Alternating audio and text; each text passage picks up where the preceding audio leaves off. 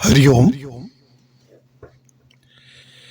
क्या आपने कभी सोचा है मृत्यु से पहले क्या कोई संकेत मिलते हैं? क्या आत्मा को पहले से आभास हो जाता है कि वह शरीर छोड़ने वाली है? आज का यह विषय डराने के लिए नहीं है, बल्कि जगाने के लिए है। हम देखते हैं कि शास्त्रों के अनुसार मृत्यु का पूर्वाभास कैसे होता है।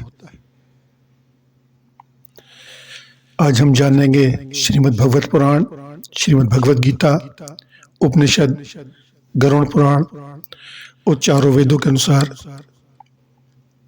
मृत्यु पूर्व आभास क्या होते हैं।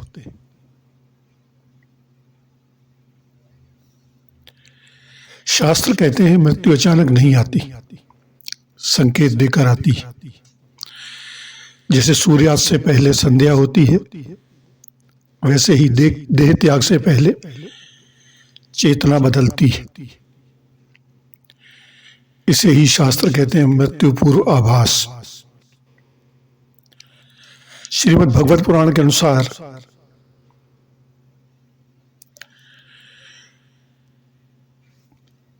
भगवत पुराण जो है मृत्यु को नहीं, मृत्यु की समय की चेतना को महत्व देता है। अंत समय में जीव जिस भाव को स्मरण करता है वही उसकी गति बन जाती है, उसके अनुसार ही उसका भविष्य बनता है। मृत्यु पूर्व आभास कैसे होता है? संसार से अपने आप वैराग्य होने लगता है, बोलने से अधिक मौन प्रिय लगने लगता है, मन का बार बार ईश्वर या किसी एक भाव में टिकने लगता है, अपनों के बीच रहते हुए भी अकेलापन लगता है। भागवत कहता है मृत्यु से पहले मन बाहर नहीं, भीतर की ओर मुड़ता है। श्रीमद् भगवत गीता क्या कहती है इस बारे में? गीता मृत्यु को वस्त्र परिवर्तन कहती है। जैसे हम वस्त्र बदलते हैं, ऐसे ही आत्मा शरीर बदलती है। इसका विस्तृत वर्णन अध्याय 2 के श्लोक 22 में आया है। जैसे मनुष्य पुराने वस्त्र को छोड़कर नए पहनता है, उसी तरह आत्मा शरीर बदलती है। अध्याय 8 के 5वें और 6वें श्लोक में आया है, अंतिम स्मरण ही अपनी अगली यात्रा तय करता है। मैं शरीर नहीं हूं की अनुभूति होने लगती है। देह के सुख दुख से उदासीनता आने लगती है। प्राण का ऊपर की ओर खिंचाव होने लगता है और सांसों का क्रम बदलने लगता है। भगवत गीता कहती है जो जीवन भर भगवान को स्मरण करता है उसके लिए मृत्यु भय नहीं, मुक्ति का द्वार है। अब उपनिषद क्या कहते हैं इस बारे में? उपनिषद आत्मा की सूक्ष्म यात्रा बताते हैं। कठोपनिषद कहता है आत्मा न जन्म लेती है न मरती है। प्रश्नोपनिषद कहता है जब प्राण इंद्रियों से संकोच करते हैं तो मृत्यु समीप होती है। इसका आभास कैसे होता है? आंख, कान, वाणी की बाहरी रुचि कम होने लगती है, ध्यान भीतर टिकता है, हृदय या मस्तिष्क सूक्ष्म कंपन होने लगता है, मौन में शांति अनुभव होती है। उपनिषद कहते हैं मृत्यु आत्मा की वापसी है अपने मूल की ओर।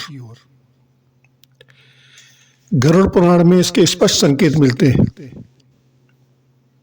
गरुड़ पुराण बताता है बिना कारण भय या गहन वैराग्य, अपनों से विरक्ति होने लगना, स्वप्न में नदी, यात्रा, अंधकार, पूर्वज दिखना, शरीर की छाया विकृत दिखना, भोजन और वाणी की इच्छा कम होना।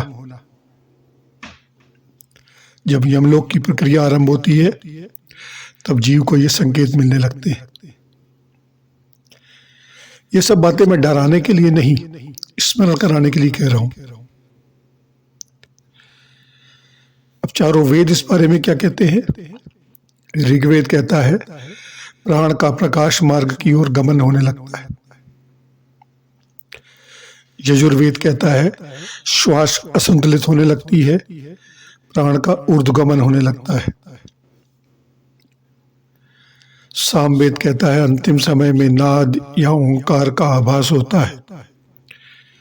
और अथर्ववेद कहता है इंद्रियां धीरे धीरे शांत होने लगती हैं, मन और प्राण का पृथक्करण होने लगता है, अलग अलग होने लगते हैं। वेद भी ये संदेश देते हैं कि मृत्यु अंत नहीं, यात्रा है। शास्त्र एक स्वर में कहते हैं मृत्यु से पहले जीवन को सुधारने का अवसर मिलता है, इसलिए प्रतिदिन ईश्वर स्मरण, सत्य, करुणा और सेवा में लगे मोह और अहंकार का त्याग करें, क्योंकि जो जीते जी भगवान का हो गया उसे मरते समय डर नहीं लगता।